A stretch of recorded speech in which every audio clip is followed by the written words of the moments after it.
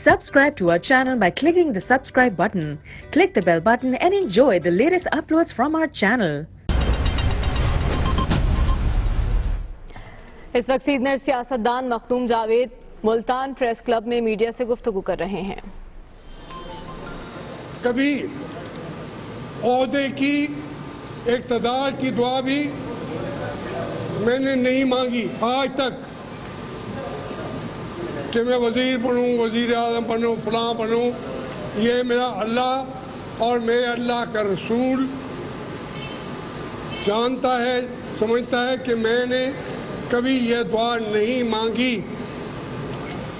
तो क्या दुआ मांगता रहा हूँ कि या अल्लाह मुझे सिरात मुस्तकीम पे चला, या अल्लाह मेरी कौम को तरक्की दे, कामयाबी दे, यहाँ के निज़ामों को इंतहा तरीके से अच्छा कर दे, गरीब की आवाज़ बड़े से बड़े, दौलतमंद से ज़्यादा आवाज़ को मुझे वहाँ तक पहुँचाने की तौफीक दे।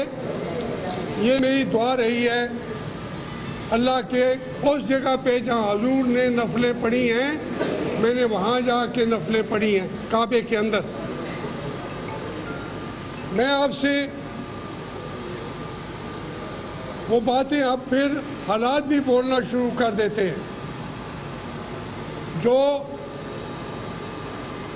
एक अभी मैंने आपके सामने बातें की थी, वहाँ इस्लामाबाद में की थी। आज फिर भी मेरा बयान अलफी है कि इमरान खान ने,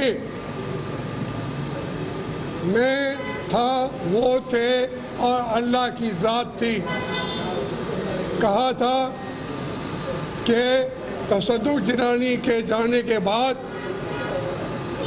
जो जज आ रहे हैं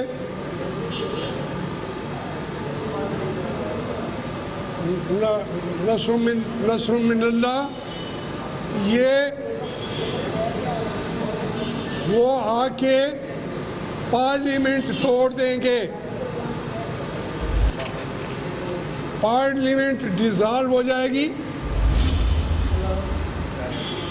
नवाज शरीफ खुद ब खुद मुस्ताफ़ी हो जाएगा।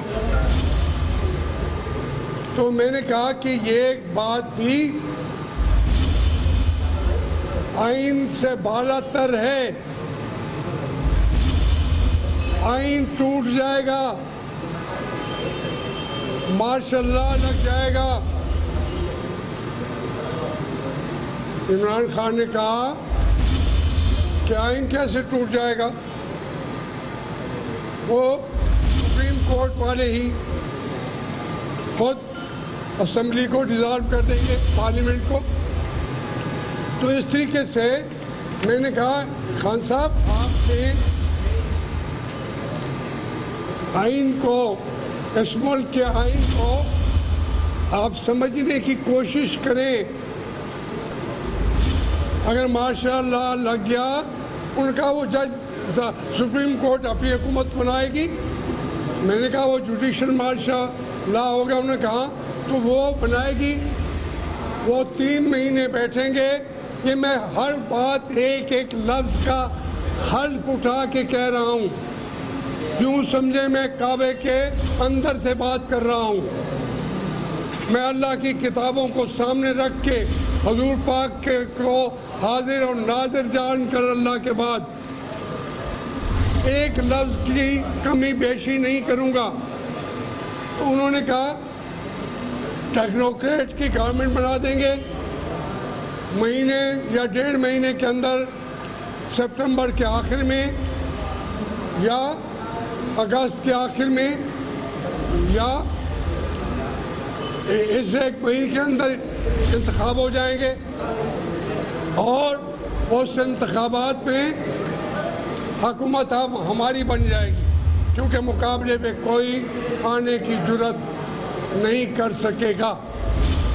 अब ये उन्होंने कहा मुझे क्यों कि मुझे असेंबली में आरिफ अलवी, शीरी मज़ारी जरा इनसे मिन्नत कर ले, हाथ जोड़ ले इनके सामने। यार जरा चुप कर इनका जाओ भाई। हाथ जोड़ दे, हाथ जोड़ ले इनके। और यार मैं बोल नहीं सकता, मेरी आवाज़ को मेहरबानी करके मैं आपके हाथ जोड़ के मिन्नत करता हूँ। तो वो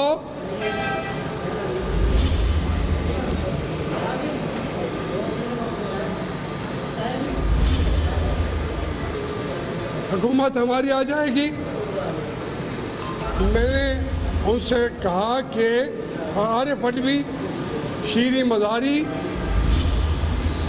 और शफकत महमूद मौजूद थे, वो खाली जवाब न दे, उनके सर पे भी हल्फ और कुरान रखे। उन्होंने मुझे आके कहा कि खान से मिल के हम आए हैं, वो पार्लियामेंट पे हमला करने के लिए तैयार बैठा है। वो कहता है तहरुल कादरी साहब आगे होंगे, हमारे आदमी पीछे साथ अंदर चले जाएंगे और हम लाहौर से जुलूस लेके आएंगे। उनके चेहरे की हवाएं उड़ी हुई थी। उन्होंने कहा कि आपकी बात मान लेगा, आप जाके समझाएं। वो मैं समझाने के लिए गया था। जो बात मैंने आपको बताई है, इमरान खान साहब ने मुझे कही। अब यार खुदा के लिए यहाँ तमाशा करने तो ना, कैमरा आपका फिट है, आप मेहरबानी कर, ये पिछला आंसर है। मेरे कंसंट्रेशन को तो ना करें ना। तो वो अपना जब खान साहब ने ये कहा तो मैंने उनको पूरा समझाने की कोशिश की कि अगर हुकूमत आ भी जाएगी जजों की, उनको अपने तहफ़्फ़ुज़ की ज़रूरत होगी। फिर एक मिसाल मैंने पेश की, उस वक्त नहीं, उसके बाद भी के मार्शल असर खान के हम साथ थे।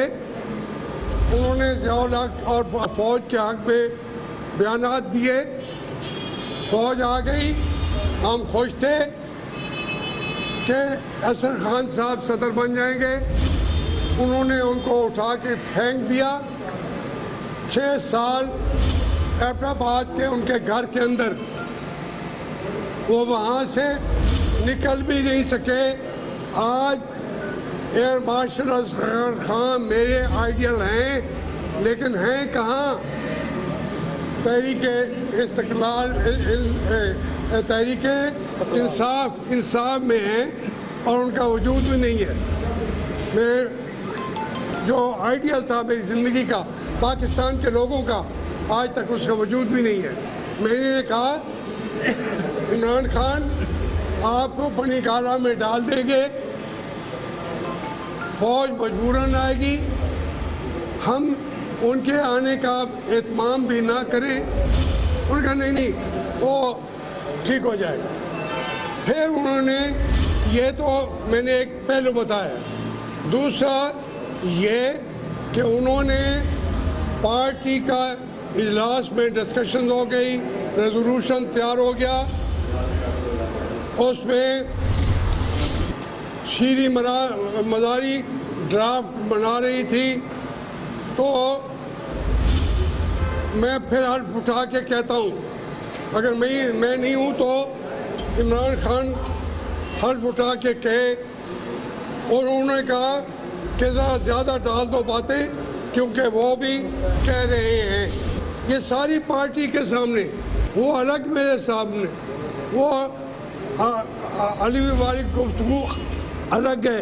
ये पूरी पार्टी के सामने जो कोर कमेटी थी, उसके सामने कहा कि वो कहते हैं ये करो।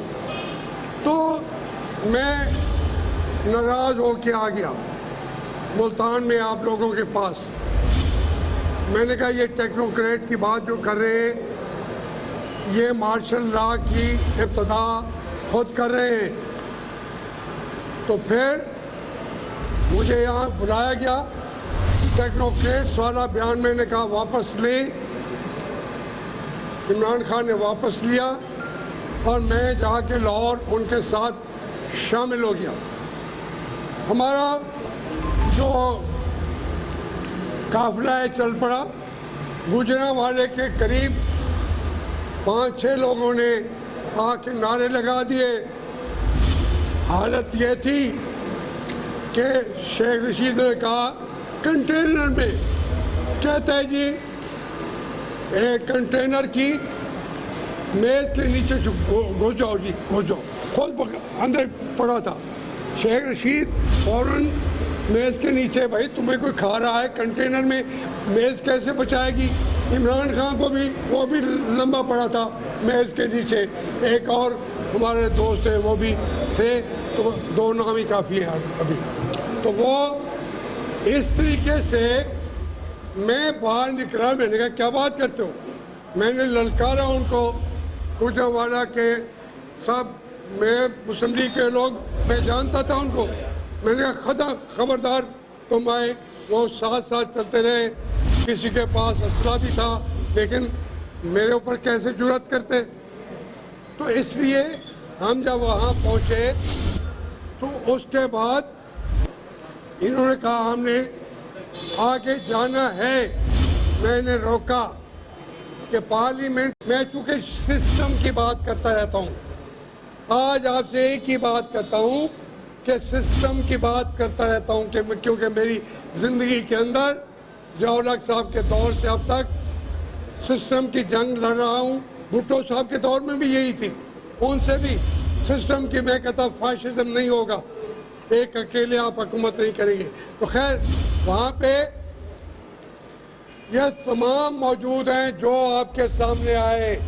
असद आए, अलवी साहब आए, मखदूम शाह महमूद साहब आए, जहांगीर आए, सबको मैंने मनवाया और मीटिंग हुई।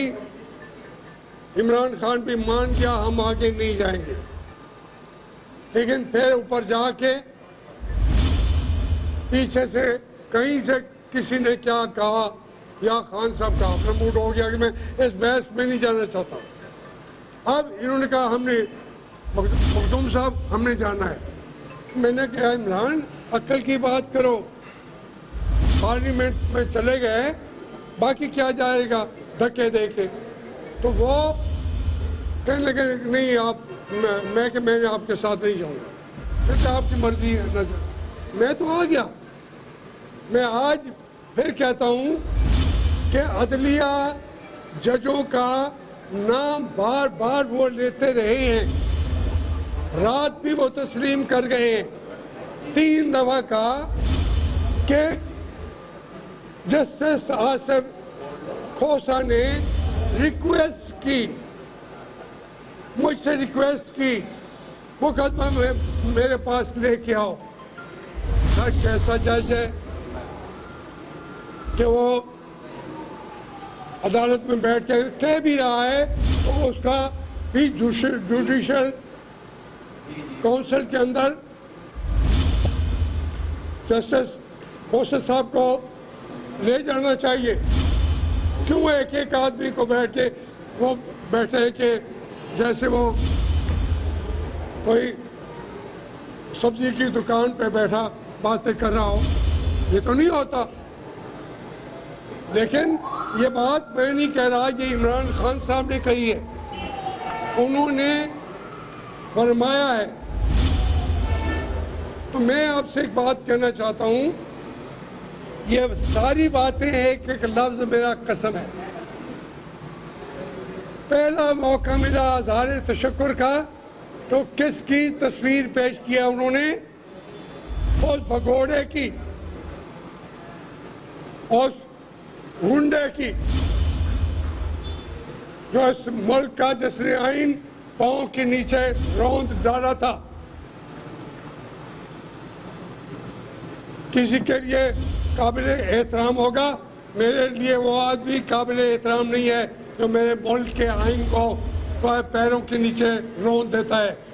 ये परवेज़ मुशर्रफ जो है, जो भगोड़ा है, इंतहाई बुज़दिल है। अपने मुल्क के घर की जो चीज़ें लूटता हो वो बुज़दिल नहीं होता। जो माँ के सर की चुन्नी भी बेच डाले, आइन तो हमारी माँ है, उसकी चुन्नी को भी पैरों में डाल दे, उसको शर्म नहीं आती। जब डंडा बजा तो निकल के भाग गया। मैं इसलिए ये कहूँगा कि ये सिलसिला, मैं खौफजदा था, परेशान हूँ कि चलती हुई गवर्नमेंटों को निकालने के लिए इतना कमज़ोर जजमेंट, जिसको पूरी दुनिया थू थू कर रही है, वो जजमेंट दिए इन जजों ने। लोग थूक रहे, पूरे दुनिया का प्रेस पढ़े तो सही। भाई किसी तरीके से चीज़ें तो निकाल के लाओ। अगर लूट मार निकालते तो मुझे तो खुशी होती। कौन सा मेरे ऊपर मेहरबानियाँ की हुई हैं मियाँ साहबान ने। मैं तो उनकी मुश्किलात, आप मुल्तान के सारे जानते हैं, उनकी मुश्किलात मैंने सामना किया है या नहीं किया। मुझे तो कोई परवाह नहीं थी इस मुल्तान की। उनकी पार्टी जो थी 90% ने मेरी मुखालफत कर दी ज़िले अज़मी इलेक्शन में। मुझे अवाम ने तो नहीं हराया, कुछ इन्होंने हराया, कुछ उन्होंने हराया, कुछ इन्होंने हराया, कुछ उन्होंने हराया। लेकिन मैं ये चाह रहा था कि इमरान खान जो कहता है मैं बाइकाट किए खड़ा हूँ, उसको मैं खींच के मुल्तान लाएं ताकि इलेक्शन की बातें करे। आमिर जो है मेरा बेटा है, उसके 18,000 वोट थे, उसके तो 18 मेरे मुकाबले में 18 थे। उसके वालिद के मेरे से 30,000 वोट कम थे। ये तो बनाने वालों को भी वो भी दुआ दे, मैं आमिर को दुआ दूं, वोट को दुआ दे, तो मैं कहता हूँ चल जाता है। लेकिन मेरे लिए कोई मुस्लिम लीग की ये सूरत हालात कोई बहुत खुशकुन नहीं थी। लेकिन एक बात और कहता हूँ, हल्फन कह रहा हूँ कि मुझे पेशकश उसी वक्त कि आप इस्तीफा MNA की सीट से ना दें, आप फॉरवर्ड ग्रुप बनाएं तहरीक इंसाफ का। आज भी उनके लड़े हुए वजीर MPA MNA आज भी हैं तहरीक इंसाफ के, कौमी असम्बली में वे बैठे हैं, वहाँ खैबर पख्तूनख्वा में वे बैठे हैं नाराज। उन्होंने कहा कि आप एक फॉरवर्ड ब्लॉक बना लें और उसके अंदर साफ ज़ाहिर है आपका एहतराम जो है। इस बात की, इस तजवीज़ की गवाह 2 आदमी हैं, ख्वाजा साद रफीक और हफीजुल्लाह खान नियाजी। मैंने उनको कहा कि मेरी बात सुने, मैं फॉरवर्ड ब्लॉक नहीं बनाऊंगा, मैं इमरान की पार्टी को ख़त्म करने के लिए नहीं आया। इस मुल्क में सियासी जमातों को मैं तक़वियत देने के लिए आया हूँ। मैं इमरान की पार्टी को, अब जज्बात देखें कि उसकी कैफियत क्या होगी। मैंने इस्तीफा दिया सीट से, क्यों दिया कि इन्होंने मुझे बताया था कि जज साहबान छुट्टियां कैंसिल कर देंगे।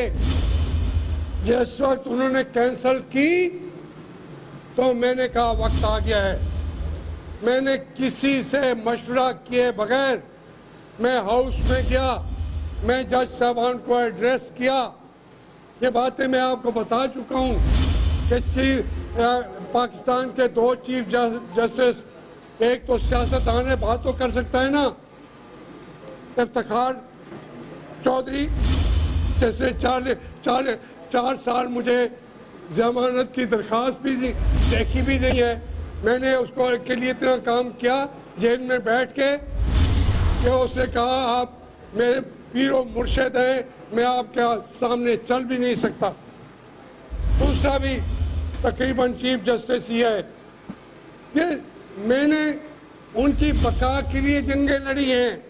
मैं सुप्रीम कोर्ट को लामहला गुजरते हुए सलूट करता हूँ, पागलों की तरह, कोई देखे ना देखे।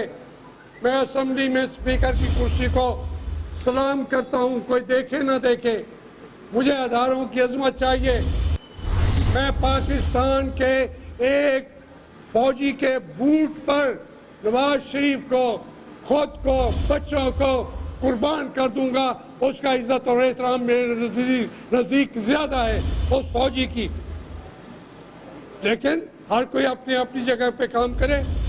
मैंने एक दिन इमरान खान को कहा कि पाकिस्तान के लिए हमारी जानें हाजिर हैं, हमारे बच्चों की जानें हाजिर हैं। ये मैं फिर हर के साथ कह रहा हूँ। वो कहने लगा जी इस हद तक मैं नहीं जा सकता पाकिस्तान के लिए। मैंने कहा मेरे बच्चों की जानें हाजिर हैं, मेरी जानें इस मुल्क के लिए हाजिर हैं। उसने कहा मैं मेरे बच्चों का नाम ना ले। ये पाकिस्तान के ऊपर जाने देने वाले हैं। कैरी पैकर, आपको शायद होगा कैरी पैकर, मैं उस वक्त वजीर था स्पोर्ट्स का, इमरान खान था प्लेयर, खिलाड़ी। इसने पाकिस्तान को बेच दिया। सारी दुनिया रोकती रही, हम रोते रहे, कौम रोती रही।